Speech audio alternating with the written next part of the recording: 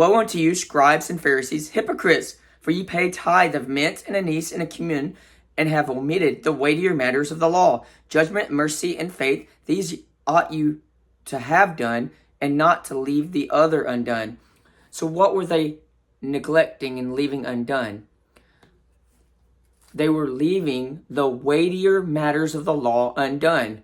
What would be more important under the law? It would be keeping the Sabbath, which is one of the 10 commandments. That would be a weightier matter of the law compared to the law of tithing. Yeshua was not praising them for tithing. Will a man rob God? Yet ye have robbed me. But ye say, wherein have we robbed thee? In tithes and offerings. So how were these Israelites, Levites, priests, robbing Yah? According to the word of Yah. Proverbs 22:22. Rob not the poor, because he is poor, neither oppress the afflicted in the gate. So how was God, Yah, being robbed?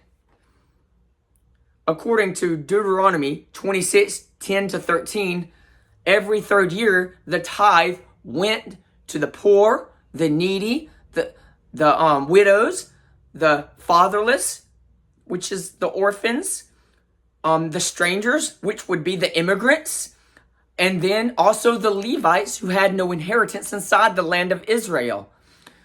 Yisrael. What does that mean, not to have inheritance inside the land of Israel?